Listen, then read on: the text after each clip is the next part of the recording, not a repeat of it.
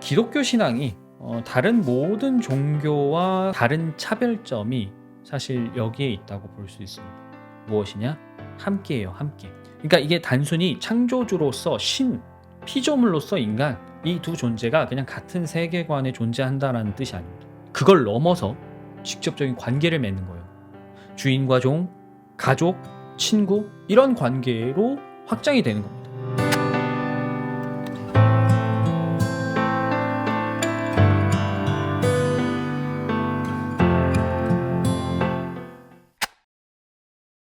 찾으셨나요? 로마서 6장 16절에서 23절까지입니다. 제가 읽도록 하겠습니다. 여러분이 아무에게나 자기를 종으로 내맡겨서 복종하게 하면 여러분은 여러분이 복종하는 그 사람의 종이 되는 것임을 알지 못합니까? 여러분은 죄의 종이 되어 죽음에 이르거나 아니면 순종의 종이 되어 의에 이르거나 하는 것입니다. 그러나 하나님께 감사하는 것은 여러분이 전에는 죄의 종이었으나 이제 여러분은 전에 받은 교훈의 본에 마음으로부터 순종함으로써 죄에서 해방을 받아서 의의 종이 된 것입니다. 여러분의 이해력이 미약함으로 내가 사람의 방식대로 말하겠습니다. 여러분이 전에는 자기 지체를 더러움과 불법의 종으로 내맡겨서 불법에 빠져 있었지만 이제는 여러분의 지체를 의의 종으로 바쳐서 거룩함에 이르도록 하십시오. 여러분이 죄의 종일 때에는 의에 얽매이지 않았습니다. 여러분은 그때 무슨 열매를 거두었습니까? 이제 와서 여러분이 그러한 생활을 부끄러워하지만은 그러한 생활의 마지막은 죽음입니다. 이제 여러분은 죄에서 해방을 받고 하나님의 종이 되어서 거룩함에 이르는 삶의 열매를 맺고 있습니다. 그 마지막은 영원한 생명입니다. 죄의 삭은 죽음이요 하나님의 선물은 우리 주 예수 그리스도 안에서 누리는 영원한 생명입니다. 오늘은 우리가 익히 잘 알고 있는 이 로마서 6장의 말씀을 가지고요. 자유로운 종이라는 제목으로 함께 말씀을 나누려고 합니다. 방금 우리가 읽었지만요. 성경이 말하는 복음, 우리가 믿는 이 복음은 우리에게 해방을 선언하고 있죠. 인류를 처음부터 괴롭혔고 또 지금도 괴롭히고 있는 죄와 죽음으로부터 해방을 선포하고 있어요. 이 복음에 따르면요. 예수님께서 흘린 그 피는 우리의 죄를 씻음으로써 죄의 대가, 즉 죽음으로부터 우리를 해방하는 것입니다. 그래서 누구나 이 복음을 믿는다면 죄나 죽음으로부터 자유를 얻을 수 있게 돼요. 자, 그런데 오늘 본문을 읽어보면 약간 의문스러운 점이 하나 있죠. 왜 바울은 자유를 얻은 우리 그리스도인들에게 자처해서 의의 종이 되어야 한다라고 말을 하고 있는 것일까요? 우리가 얻은 이 자유를 다시 잃어버려야 하는가? 포기해야 하는가? 이런 뜻일까요? 어떤 면에서는요, 바로 이런 부분 때문에 복음을 믿지 않는 사람들, 즉 그리스도인이 아닌 이 바깥 사람들에게는 그리스도인들의 사고, 생활 방식이 조금은 자유롭지 않다. 구속적인 것이 아니냐라는 느낌을 주는 것일지도 모릅니다. 그런데 성경이 이런 문제를 논할 때 전제하는 한 가지 사실이 있어요. 우리 인간은 반드시 어느 편에 속할 수밖에 없다는 겁니다. 나는 분명히 한 명의 인간으로서 주체성을 갖고 있지 않은가 이렇게 생각을 할 수 있을 텐데요. 왜냐면 우리는 자기 의지가 있으니까 내가 원하는 대로 내가 하고 싶은 대로 또 주도적으로 선택하고 인생을 살 수 있기 때문이죠. 자, 그런데 성경은요. 우리가 어떤 지배 아래 놓여 있다라고 아주 강력하게 주장하고 있습니다. 사실 창세기부터 요한계시록의 이 성경의 처음과 끝에 있는 모든 책이 이 주제에 관해서 우리에게 아주 디테일하게 이야기하고 있다고 해도 과언이 아닐 정도예요. 오늘은 그래서 이 부분을 살펴볼 겁니다. 바울이 이제 이 로마서라는 책은 로마 사람들에게 보내는, 로마에 있는 성도들에게 보내는 편지잖아요. 이 편지를 통해서 우리 그리스도인들한테 공통적으로 요구하는 것이 있어요. 우리가 읽었지만 종이 되어야 한다는 거예요. 종. 이건 앞서 말한 해방과 너무나 이질적이죠. 그런데 바울은 우리가 비로소 의의 종이 될 때에야 우리는 자유롭다라고 이야기를 하고 있습니다. 그러면 우리는 이 모순같이 보이는 말을 고민해야겠죠. 그리고 이해해야 됩니다. 왜냐? 이것이 우리의 정체성을 결정하고 바로 세우는데 필수적이기 때문이에요. 자, 그래서 오늘 설교를 들으시면서 이런 부분들을 좀 생각해 보시면 좋겠습니다. 자, 성경은 왜 우리가 어느 편에 속할 수밖에 없다고 이야기를 할까요? 자, 그리고 우리는 죄와 죽음에서 해방되었는데 왜 다시 의의 종이 되어야 한다고 이야기를 하는 것일까요? 자, 그래서 의의 종이 되었다고 한다고 칩시다. 그러면 왜 종인데 어떻게 종이면서 우리가 자유로울 수 있다라고 말을 할 수 있는 것인가? 자, 이 부분을 고민하고 이 부분에 대해서 여러분들이 성경이 제시하는 정답을 찾는 것은 여러분이 여러분의 삶을 하나님께 드리면서도 완전히 이 평안과 자유를 누릴 수 있는 아주 중요한 비결이 될 겁니다. 자, 오늘 함께 풀어갈 이 질문들의 답은요.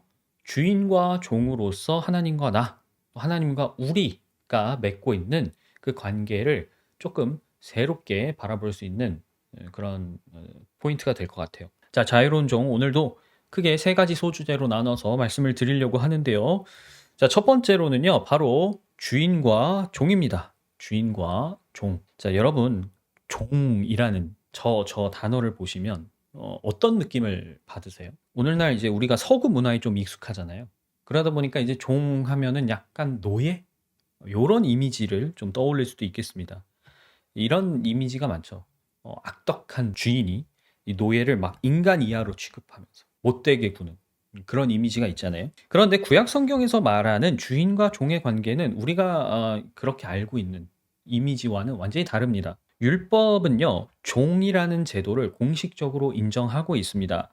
율법에 따르면 종은 주인의 소유물로 여겨져요. 일종의 재산이라고 말할 수 있습니다. 그런데 재산이긴 하지만 동시에 한 명의 인간으로서 존중을 받았습니다. 그러니까 소유의 개념에 있어서, 소유의 관점에 있어서 강하게 주인에게 종속이 되어 있을 뿐이지 그 외에 다른 권리를 제한받지는 않았어요. 우리말로는 이 종이라는 것을 다른 사람의 집에 딸려 있다라고 표현을 합니다. 여기서 딸려 있다는 건 뭐냐면 매여 있다는 겁니다.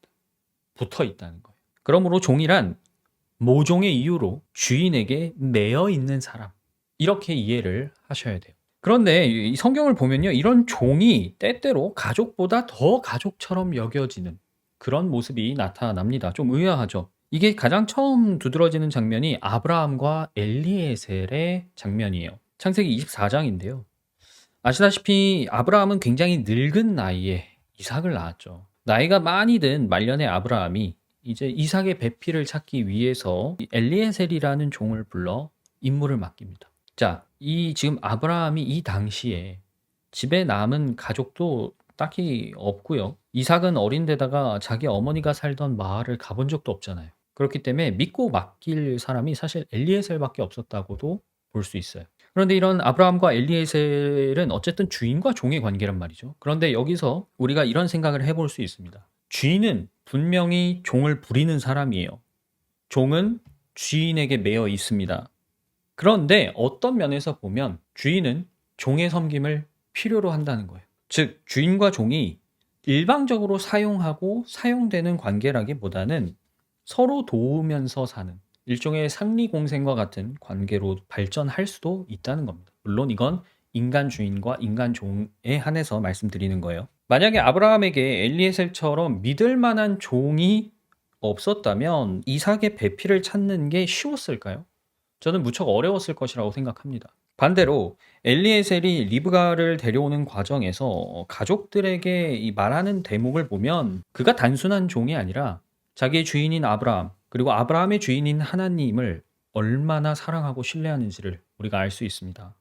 창세기 24장 48절에 이제 리브가를 우물가에서 만난 그 자초지종을 리브가 가족에게 다 설명한 다음에 이렇게 고백을 해요. 일이 이쯤 된 것을 보고 저는 머리를 숙여서 하나님께 주님께 경배하고 제 주인 아브라함을 보살펴 주신 주 하나님을 찬양하였습니다. 여기서 눈여겨볼 점이 뭐예요? 아브라함의 언약이 단순히 아브라함의 몸에서 나온 혈육만이 아니라 그의 집에 있었던 모든 종들까지도 다 포함하고 있었다는 겁니다. 종들은 아브라함과 피로 연을 맺고 있는 관계가 아니에요. 혈육이 아니잖아요. 남이란 말이죠. 그런데 주인과 종의 관계로 묶여 있었다는 이유 하나만으로 하나님은 엘리에셀을 비롯해서 아브라함의 집에 있었던 수많은 종들을 그분의 언약에, 아브라함의 언약에 동참하게 하셨어요. 그러니까 우리가 생각하는 유대인은 뭔가 순혈일 것 같잖아요. 다른 사람 피가 하나도 섞이지 않았을 것 같은. 그러나 사실 잘 보면 그렇지 않다는 거예요. 아브라함의 몸에서 나온 혈육들도 있죠. 그러나 아브라함과 전혀 남이었던, 단순히 주인과 종으로 묶여 있었던 바깥 사람들도 이 아브라함의 집에 있었기 때문에, 그 집에서 매여 있었기 때문에 함께 언약에 동참했고 그들의 후손들도 이스라엘 사람이 된 겁니다. 이 출애굽기 21장을 보면 우리로서는 조금 이해하기 어려운 규정이 좀 나와요. 어떻게 보면 상황이 좀 이해하기 어려운 건데요. 뭐냐면 같은 히브리 사람을 종으로 부리는 경우가 있습니다. 예를 들면 빚을 졌는데 빚을 못 갚거나 이러면 종이 되거든요. 자, 그런데 히브리 사람이 종이 될 경우에는 데려온 날로부터 7년이 되는 해에는 반드시 풀어주어야 합니다. 아무런 몸값을 받지 않고 풀어주어야 돼요. 그런데 그 종이 만약에 나는 나의 주인과 나의 처자를, 아내와 자식을 함으로 혼이 자유를 얻어 나가지 않겠습니다 라고 말한다면 주인은 하나님 앞에서 그 종의 귀를 송곳으로 뚫습니다. 우리가 오늘날 하는 피어싱인 거죠. 이렇게 귀를 뚫는 행위는 그 당시 율법 사회에서는 내가 이 주인을 평생 섬기겠습니다 라는 일종의 표식이었어요. 그리고 중요한 건 자발적이었다는 겁니다. 그럼 여러분, 이게 좀 상식적으로 납득이 가시는지 모르겠어요. 왜냐면 상식적으로 우리가 생각했을 때 어떻게 종으로 사는 게, 평생 종으로 사는 게 좋을 수가 있지? 이런 생각을 하죠. 특히 여기의 표현이 더 충격적인 건 종이 주인을 사랑한대요. 이게 가능한 일인가? 이런 생각이 좀 들죠.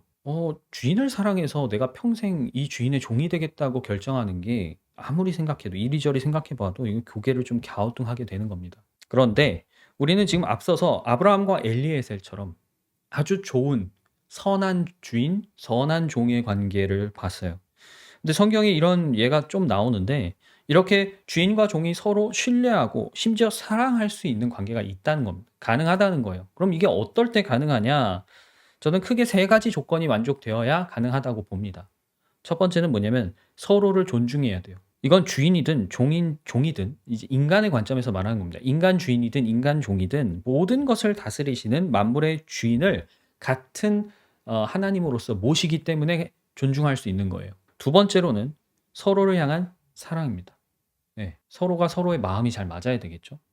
마지막 세 번째는 이 사랑으로 쌓인 신뢰를 통해서 피는 섞이지 않았지만 사실 실질적으로 가족이나 마찬가지의 관계가 되었기 때문이에요. 어떤 억압이나 강요 없이 자발적으로 나는 종으로 평생 남겠습니다 라고 결정한다면 그 선택은 무엇을 말하느냐? 이 자유를 포기하는 자발적 복종이 가능하다는 것 자체가 주인과 종의 관계를 그냥 일종의 소유물 그리고 소유자 이런 관계로만 제한할 필요가 없다라는 시사점을 던지고 있는 것이죠. 그런데 우리는 이 성경에서 좋은 주인의 이야기만 듣지는 않습니다. 성경에 보면 나쁜 주인들도 나와요. 그리고 이런 나쁜 주인은 사실 우리 주위를 둘러보면 금세 찾을 수가 있습니다.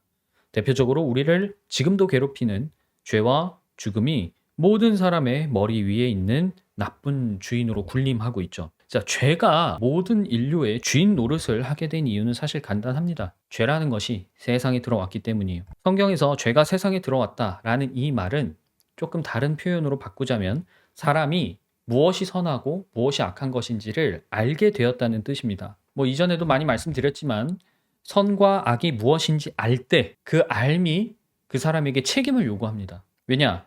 이제 그 사람이 하는 선택과 행동은 선과 악이 무엇인지 알고 선택하고 행동한 것이 되기 때문에 그래요. 이것은 우리나라뿐이 아니라 세상의 모든 법리에서도 인정하는 바입니다.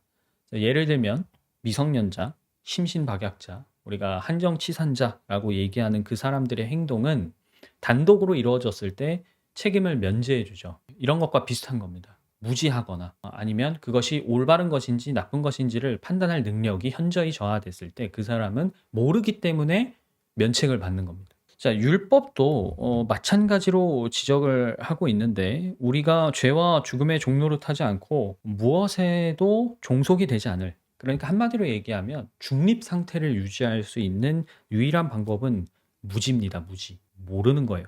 아무것도. 어린아이처럼 정말 순수한 상태로 아무것도 모르는 상태로 남아 있어야 되는데 그렇게 모르는 상태로 남아 있으면 우리는 책임에서도 자유롭게 되고요. 그 결과 우리가 설령 악을 저지르더라도 죄가 우리에 대해서 어떤 권리를 가질 수가 없게 돼요. 근데 이미 세상에 죄가 들어왔단 말이죠. 이게 엎질러진 물을 주워 담을 수가 없습니다. 벌어진 일은 벌어진 일이에요. 냉혹하지만 우리가 두 눈으로 마주하고 있는 현실은 이제 모든 인류에게 선택을 강요하고 있는 겁니다. 자, 죄가 세상에 들어왔어요. 우리는 선이 무엇인지 알고 악이 무엇인지 압니다. 그러면 이제부터는 죄의 말을 들을 것인지 아니면 그 죄로부터 우리를 자유롭게 할 수 있는 하나님의 말을 들을 것인지 우리는 선택해야 되는 거예요. 그리고 로마서 6장 오늘 본문이 바로 그 이야기를 우리한테 하고 있는 겁니다. 다시 한번 본문을 보세요. 3절에서 8절을 보면 침례에 관해서 이야기를 하고 있습니다. 침례 의식은 우리가 물에 들어갔다가 다시 나오는 의식이잖아요. 바로 그 의식처럼 우리는 예수님과 함께 죽어서 묻혔고 그리고 다시 태어났다라고 이야기를 해요. 9절에서 11절은 그래서 우리가 죄에는 죽고 하나님께는 마찬가지로 살아야 된다라고 말합니다. 결과적으로 12절에서 14절을 보시면요. 죄가 우리를 지배하지 못하게 해야 하는데 그러기 위해서는 우리가 이 몸, 내 육체를 의의 무기로 하나님께 드려야 한다라고 얘기하고 있는 것이죠. 하나님께서 우리에게 요구하시는 종과 주인의 관계는요.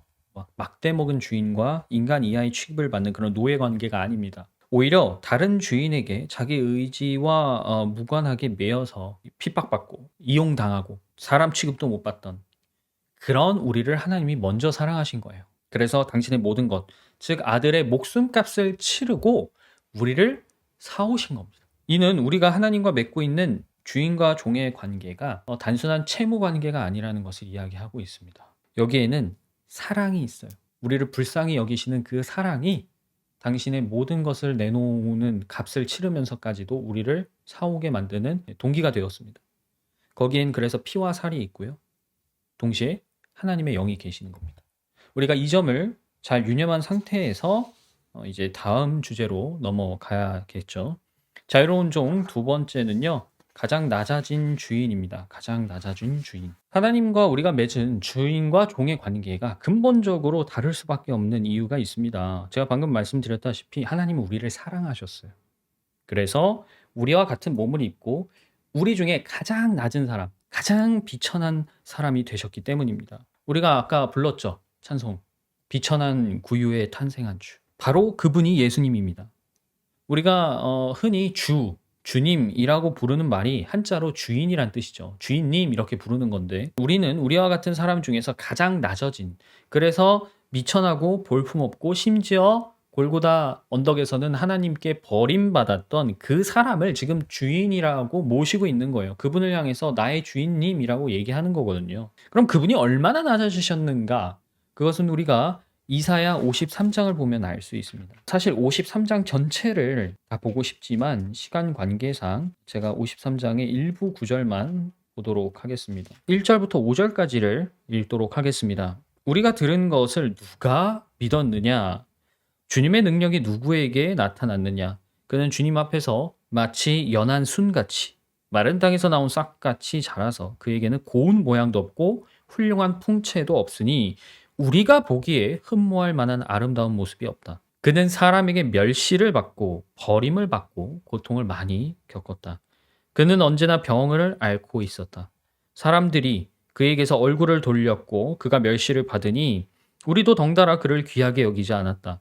그는 실로 우리가 받아야 할 고통을 대신 받고 우리가 겪어야 할 슬픔을 대신 겪었다. 그러나 우리는 그가 징벌을 받아서 하나님에게 맞으며 고난을 받는다고 생각하였다. 그러나 그가 찔린 것은 우리의 허물 때문이고 그가 상처를 받은 것은 우리의 악함 때문이다. 그가 징계를 받음으로써 우리가 평화를 누리고 그가 매를 맞음으로써 우리의 병이 나았다. 이것이 예수님께서 얼마나 낮아지셨는지에 대한 성경의 평가입니다. 자, 만물의 주인이신 분이 어째서 우리를 위해 이렇게 종이 되어 모든 고난을 짊어지었는가? 이게 하나님의 리더십이에요. 하나님의 리더십. 저는 여러분께 자주 말씀드렸습니다. 우리 마음의 보좌를 성령님께 내어 드려야 합니다. 그 이유가 바로 여기에 있는 거예요. 하나님의 리더십 때문이죠. 성령님이 나를 주관할 수 있는 리더십을 갖고 계시면요.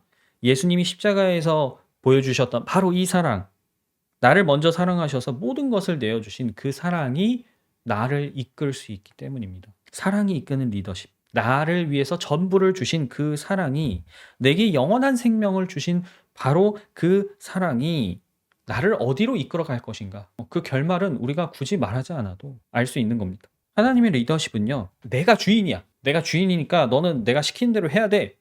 그런 리더십이 아닙니다.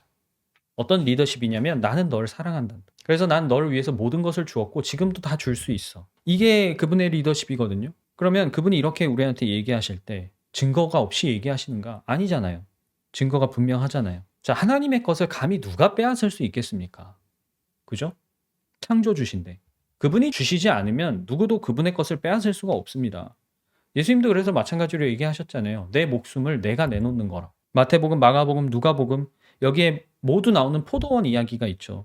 포도원 주인이 농부들에게 밭을 맡기고 그 후에 소출을 받으려고 종과 나중엔 아들까지 보냈습니다. 근데 농부들은 아들까지 죽였어요. 그러면서 뭐라고 얘기합니까? 이 아들을 죽이면 밭이 우리 거가 될 거야. 단단히 크게 오해한 것이죠. 착각에 빠진 겁니다. 하나님이 주시지 않으면 그 무엇도 그들의 것이 될 수 없어요. 이 이야기는요, 하나님의 자리는 물론이고 하나님의 소유 역시 누구도 빼앗을 수 없음을 얘기합니다. 그러니까 하나님이 내가 주겠어 라고 그분이 선택하실 때에야만 가능하다는 얘기예요. 우리가 하나님의 것을 억지로 빼앗을 수 없듯이 그분의 선택도 억지로 강요할 수 없기 때문에 예수님의 사랑이 더 놀라운 겁니다. 예수님한테 우리를 사랑하세요 라고 우리가 감히 강요할 수 있겠어요? 불가능하죠. 하나님은 자발적으로 그렇게 우리에게 사랑을 보여주신 겁니다. 사실 그분은 만물의 주인으로서, 그죠? 그분이 갖고 있는 권위만으로도 우리한테 요구하실 수 있는 게 굉장히 많아요. 그런데 예수님은 사람의 몸을 입고도 우리 같은 인간이 되어서도 가장 그 인간 중에 낮은 사람, 비천한 사람이 되어서 모범을 보이셨다는 겁니다. 이게 사랑이 아니라면 도저히 설명이 안 되는 거예요. 하나님이 우리를 선택하신 것은 바로 이 사랑에서 온 것이고요. 예수님을 통해서 너무나 명확하게 증명되었습니다. 여기서 더 다른 증거를 달라고 얘기하는 것은 그냥 난 믿기 싫다는 것과 사실 다를 바가 없을 거예요. 자, 다시 우리 본문인 로마서로 돌아와 봅시다. 자, 우리가 이처럼 큰 사랑과 큰 은혜 아래 있다면, 그래서 죄와 죽음의 권세에서 해방이 되어 자유를 얻었다면 사실 우리는 두려워해야 돼요. 왜냐? 우리에게 사실 더 큰 책임이 따를 것이라는 직감이 들기 때문이죠. 6장 15절을 보세요. 바울이 이렇게 되묻죠. 우리가 율법 아래 있지 않고 은혜 아래 있다고 해서 마음 놓고 죄를 짓자는 말입니까? 그럴 수 없습니다. 하나님께서 우리를 값을 치르고 사셨다 그랬잖아요. 어마어마한 값을, 아들의 목숨값을 치르고 사셨으면 우리의 자유가 그분께 다시 귀속된다라는 사실도 알고 있어야 됩니다.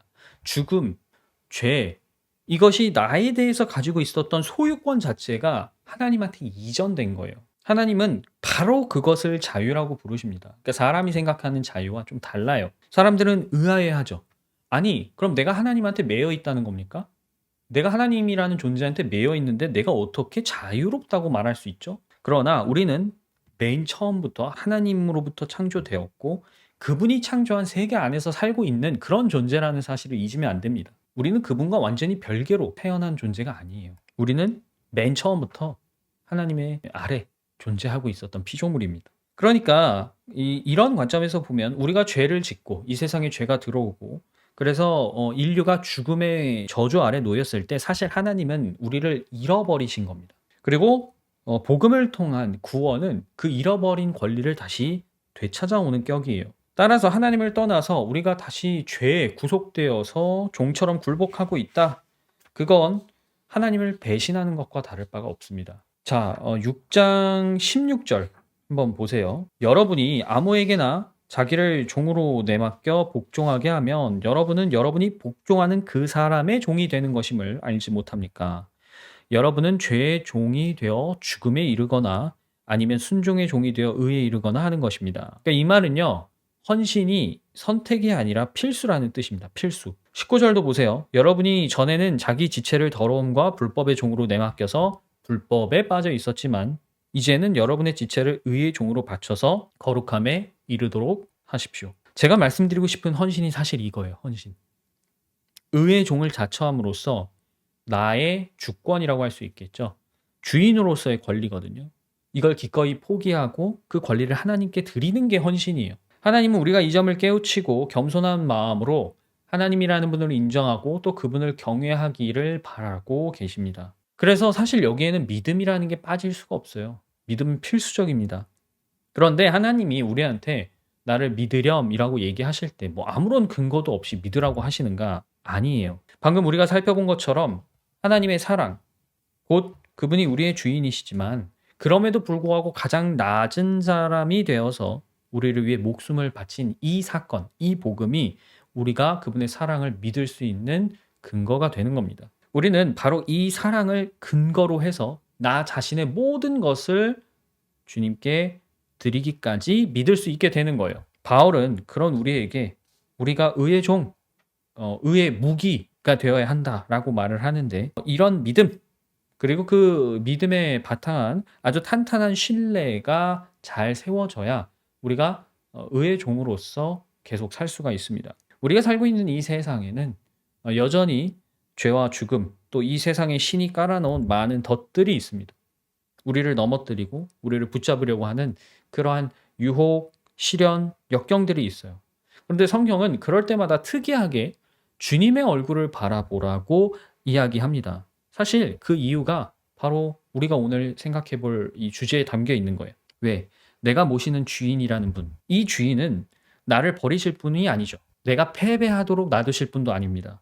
당신의 이름과 영광이 모욕을 받도록, 땅에 떨어지도록 허락하실 분도 아니에요. 바로 그 강한 확신 때문에 우리는 어려움 가운데서도 주님의 얼굴을 바라보게 되는 겁니다.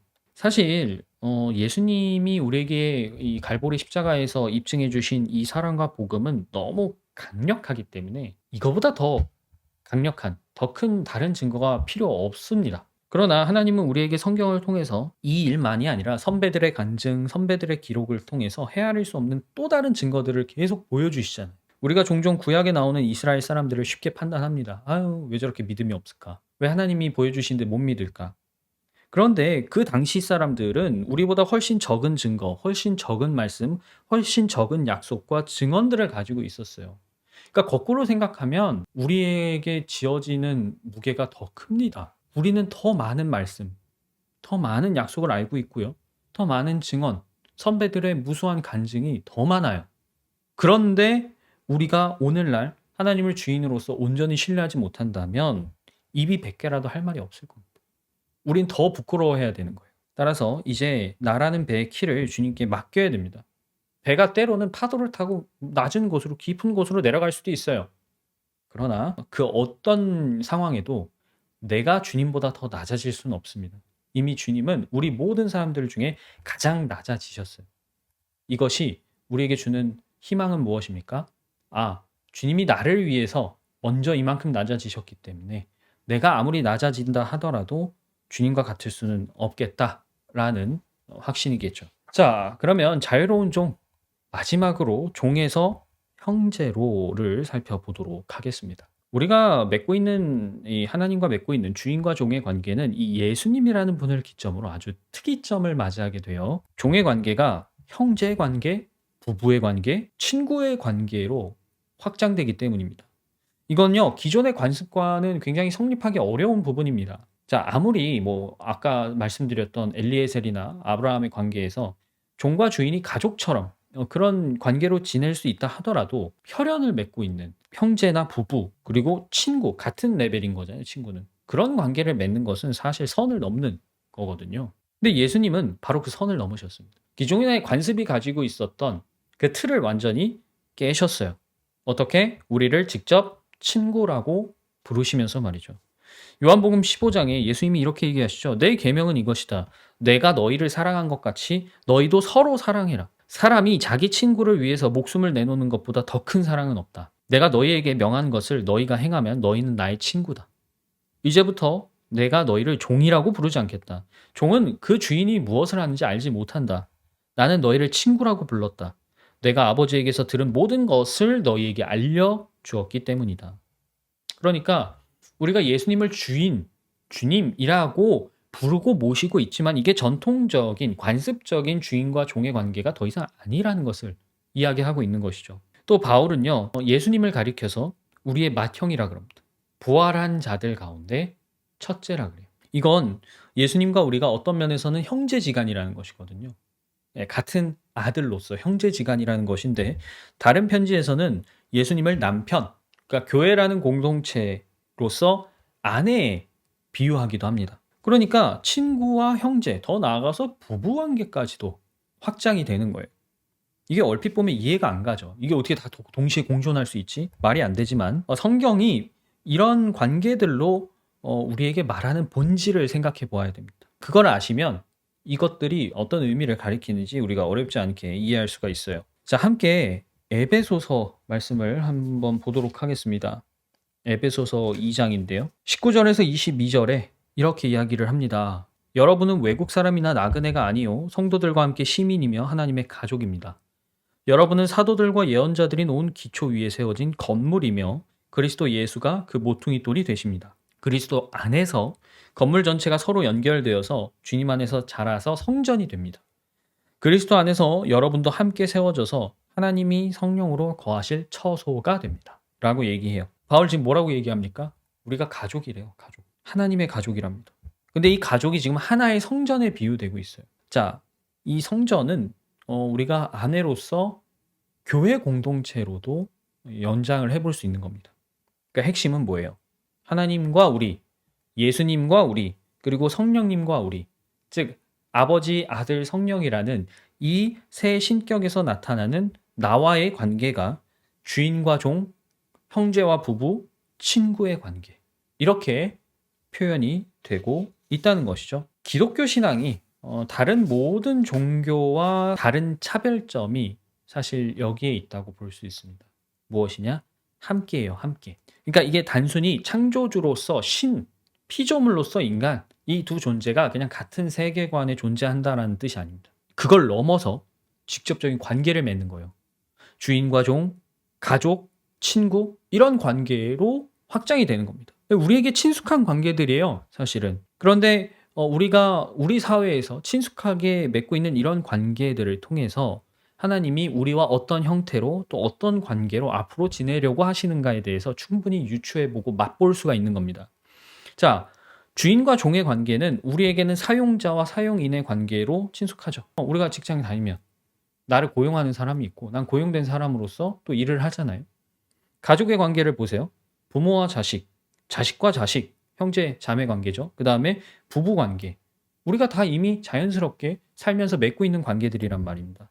그런데 하나님이 그런 관계를 지금 우리에게 비유적으로 얘기하신 것 자체가 우리가 하나님과 앞으로 어떤 관계를 맺으면서 살아가게 될 것인지를 쉽게 설명하시는 거예요. 이제 우리는 하나님께서 이런 다양한 관계로 확장하신 종으로서의 본분에 대해서 다시 한번 유념을 해야 됩니다. 기존의 관습적인 전통적인 주인과 종의 관계가 더 이상 아니라는 거예요. 새로워졌어요. 우리가 새로운 피조물이 된 것처럼 하나님과 맺고 있는 주인과 종의 관계도 가족 그리고 친구의 관계에서 완전히 새로워졌습니다. 그러면 우리가 이걸 잘 이해하고 우리 스스로 낮은 자가 되어서 모두를 사랑으로 섬기는 바로 그 삶의 태도가 필요해요. 저는 그 자세를 잘 보여주는 세 가지 예를 소개하면서 오늘 말씀을 마치려고 해요.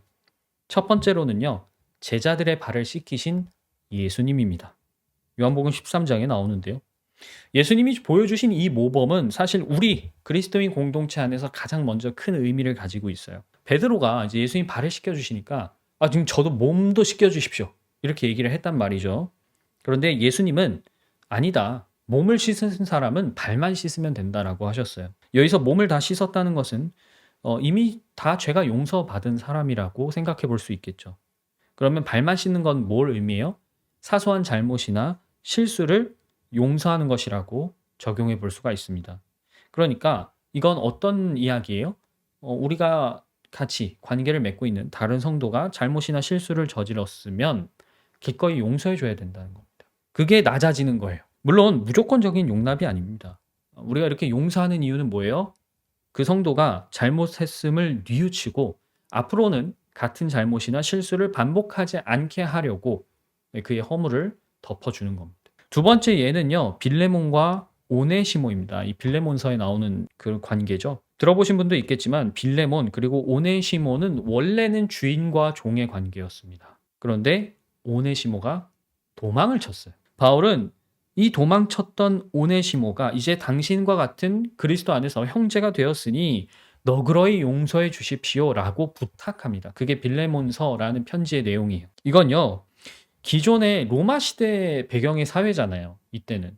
그런데 이 사회적 계급이라는 게 분명히 존재하는 주인과 종이라는 신분을 극복하고서 우리는 그리스도 안에서 모두 한 형제입니다 라는 사실을 드러내는 굉장히 혁명적인 내용입니다. 이게 왜 혁명이냐? 그리스도 안에서 우리는 신분과 고하를 막론하고 모두 같은 형제입니다. 라는 사상을 담고 있기 때문에 그래요. 그런데 이제 우리가 여기서 유의할 점은 뭐냐면 그리스도 안에서 그렇다는 겁니다. 그리스도 안에서. 종종 그리스도 밖에서도 이런 평등을 요구하는 사람들이 있는데 그리스도 밖, 그러니까 이 세상의 제도 아래서는 해당되지 않는 얘기라는 거예요. 만약에 우리가 이런 식으로 적용하면 왕이나 통치자, 정부, 아니면 사용자의 권위나 권한 이런 것도 전부 다 무시할 수 있겠죠. 이게 극단으로 치닫게 되면 무정부주의자가 될 수도 있는 겁니다. 그러나 하나님은 우리에게 항상 얘기하세요. 질서를 존중해라. 우리가 성경 공부 시간에도 얘기 드렸지만 하나님의 것은 하나님에게, 카이사르의 것은 카이사르에게 바치라는 예수님의 가르침은 여기서도 같은 의미를 갖고 있습니다. 하나님은 세상의 제도도 인정하시기 때문에 우리는 마땅히 존중해야 되는 것이죠. 그러니까 그리스도 안에서 우리가 하나의 형제라는 것, 그리고 그리스도 밖에서 이 세상에 존재하는 질서를 존중하는 것, 이것은 공존할 수 있어야 되고 공존하는 것입니다. 자, 마지막 예는요, 백부장과 병들었던 하인입니다. 이제 마태복음 8장, 누가복음 7장에 나오는데요. 로마 백부장은 아픈 종을 위해서 예수님을 찾아옵니다. 이게 누가복음에 보면 이제 사람을 보낸 것으로 구체적으로 제시가 되는데 여기서 그가 얼마나 사랑이 많은 주인인지를 사실 알아볼 수 있어요. 그러니까 아랫사람을 긍휼히 여기는 굉장히 어진 마음이죠. 이 사람의 목숨을 굉장히 소중하게 여기는 그런 주인이었는데 그 사람이 갖고 있는 이런 사랑과 또 예수님한테 뭐라고 얘기했어요? 말씀만 하십시오. 그럼 이루어질 겁니다라고 보여주었던 이 자세. 이게 뭐냐면 사랑과 믿음의 완벽한 결합을 보여주는 정말 좋은 예시예요. 말씀만 하옵소서라는 이 백부장의 자세는 의의 종으로서 우리가 본받아야 할 최고의 모범 중 하나라고 저는 말씀드리고 싶습니다. 그래서 제가 굉장히 좋아하는 그런 인물인데요. 사랑과 믿음, 이 두 가지가 완벽하게 어우러져서 빚어내는 이 종의 자세, 종의 생각, 종의 태도는 정말 우리가 어떤 일을 하든지 내가 사람한테 하는 게 아니라 하나님께 하듯이 할 수 있는 능력을 줘요. 이 에베소서 우리가 방금 읽었는데 뒤에 6장을 보시면 5절에서 7절까지 이런 얘기가 나옵니다. 종으로 있는 여러분, 두려움과 떨림과 성실한 마음으로 육신의 주인에게 순종하십시오. 그리스도께 하듯이 해야 됩니다. 사람을 기쁘게 하는 자들처럼 눈가림으로 하지 말고 그리스도의 종답게 진심으로 하나님의 뜻을 실천하십시오. 사람에게가 아니라 주님께 하듯이 기쁜 마음으로 섬기십시오라고 합니다. 이 구절 우리가 한 번씩은 다 읽어봤기 때문에 알고 있지만 이게 실천하는 게 정말 어렵거든요. 사실 이 말 자체는 정말 종의 신분이었던 사람들에게 하는 말입니다. 우리의 오늘날 현대사회로 따지자면 사용인과 사용자의 관계 정도로 볼 수 있을 텐데 직장에서도 그렇죠. 정말 마음에 안 드는 사람이 직장에 있는데 나보다 상사예요. 그러면은 그 사람에게 내가 대할 때 정말 하나님께 대하듯이 하는 거는 진짜 어려운 일입니다. 그런데 영적으로 우리는 하나님의 종이잖아요. 의의 종이잖아요. 그렇기 때문에 우리가 이 말씀을 실천하고 싶다면 이것은 억지로 되는 일이 아니고요. 여러분이 갖고 있는 사랑, 하나님으로부터 받은 사랑, 그리고 그 사랑을 통해서 여러분이 하나님께 갖고 있는 믿음, 이 두 가지가 완벽하게 조화를 이루면 그냥 자연스럽게 이루어질 수 있는 것이다 라고 성경은 제시를 하고 있는 겁니다. 자, 그래서 이 부분을 유념하시면 좋겠어요. 자, 우리가 지금까지 살펴본 것처럼요. 성경이 우리에게 얘기하는 종과 주인의 관계는 수평과 수직 방향에서 완전한 균형을 이루고요. 또 매우 입체적으로 재탄생했습니다. 창조주와 피조물이라는 그 기본적인 차원 안에서 주인과 종의 관계, 부모, 자식, 부부, 형제, 그런 가족 관계까지 있고 더 나아가서 친구 관계까지 있잖아요. 우리가 의의 종으로서 하나님의 거룩함에 이르는 것, 사실 이것이 진정한 자유이고 그 자유를 만끽하는 행복이라고 말씀드릴 수 있습니다. 만약에 이 점을 이해하지 못한다면 그 사람에게 우리 그리스도인들의 생활 방식은 여전히 답답하고 보수적이고 손해이고 합리적이지 않다고 여겨질 겁니다. 그러나 진리가 너희를 자유롭게 할 것이다 라는 예수님의 말씀과 마찬가지예요. 진리가 무엇인지 알아야 이 말씀을 이해할 수 있잖아요. 의의 종이 된다는 것이 무슨 뜻인지 이해해야 그것이 어떻게 자유를 준다는 것인지 이해할 수 있습니다. 오늘 읽었던 로마서 본문이 뭐라고 얘기합니까? 죄의 삭은 사망이요 하나님의 선물은 우리 주 예수 그리스도 안에서 누리는 영원한 생명이라고 말하면서 여러분의 지체를 의의 종으로 바쳐 거룩함에 이르도록 하십시오라고 얘기하죠. 우리에게 이렇게 편지를 쓴 바울은 갈라디아 사람들에게 보내는 편지에서도 이렇게 이야기하고 있습니다. 내가 지금 사람들의 마음을 기쁘게 하려고 하고 있습니까? 아니면 하나님의 마음을 기쁘게 해드리려고 하고 있습니까? 사람의 환심을 사려고 하고 있습니까? 내가 아직도 사람의 환심을 사려고 하고 있다면 나는 그리스도의 종이 아닙니다. 자, 의의 종으로서 우리는 하나님을 기쁘시게 하는, 그분의 마음을 기쁘시게 하는데 기꺼이 나의 삶의 모든 것을 바칠 수 있어야 되고 바쳐야 돼요. 나의 사는 것, 즉 내가 먹고 마시고 일하고 나의 노력과 시간을 쏟는 그 모든 일을 하나님이 기쁘시게 하는데 기꺼이 써야 된다는 거예요. 저는 우리 성도 여러분 중에서 내가 왜 그렇게 살아야 되지? 라는 이유를 모르는 분이 없기를 바랍니다. 그리고 하나님을 기쁘시게 하면 하나님을 기뻐하는 사람들도 여러분을 통해 기쁨을 누릴 거예요. 우리는 사람의 환심을 살려고 눈치를 볼 필요가 없습니다. 의의 종으로서 이 목표에 진력하면 나머지는 다 따라오는 거예요. 자, 성도 여러분, 우리가 받은 사랑과 은혜를 기억합시다. 우리가 그 빚의 무게를 통감하는 선하고 예민한 양심을 잃지 말아야 해요. 하나님은 겸손해서 그분을 경외하는 종에게 또 기꺼이 저는 가장 낮은 사람이 되겠습니다 라고 엎드리는 종에게 당신의 모든 영예를 또 영광을 안겨주시기를 마다하지 않으실 것이라고 저는 굳게 믿습니다. 오늘은 함께 본문으로 살펴봤던 로마서 12장 1절을 읽고 마치려고 하는데요. 성도 여러분들 중에 암송하고 계시는 분들도 계시죠. 이 말씀이 주인과 종의 관계에서 다시 한번 예배가 무엇인지를 새롭게 하는 포인트가 되기를 바랍니다. 자, 함께 읽도록 하겠습니다. 형제자매 여러분, 그러므로 나는 하나님의 자비하심을 힘입어 여러분에게 권합니다. 여러분의 몸을 하나님께서 기뻐하실 거룩한 산 제물로 드리십시오. 이것이 여러분이 드릴 합당한 예배입니다. 여러분의 삶이 전체가 합당한 예배라고 하나님께 인정받기를 기대하겠습니다.